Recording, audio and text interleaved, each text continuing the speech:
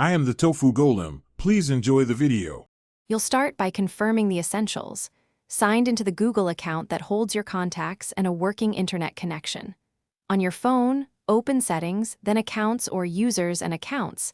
Tap Add Account only if your Google account isn't listed. Once your account is present, tap it, then Sync Account and Enable Contacts. This initiates pull of cloud contacts to the device. Make sure contacts, app permissions, and background sync are allowed so the transfer can proceed without interruption. Now open the Contacts app to verify syncing progress. In Contacts, go to Settings and choose which account to display. Select your Google account so imported entries appear. If duplicates or missing entries show, go back to Account Sync Settings and toggle Contacts off then on to force a refresh. For advanced control, use Contacts.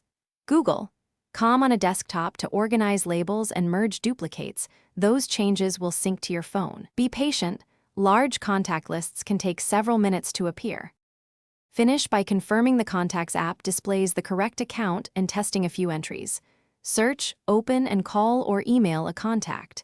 If contacts still fail to appear, clear Contacts app cache, Settings apps contacts storage clear cache, and repeat sync. As a failsafe, export contacts from Google as a vCard on desktop and import into the phone if needed. Finally, keep your Google account recovery options updated so access remains uninterrupted and future syncs continue. Thanks for watching. Consider subscribing if we helped you today.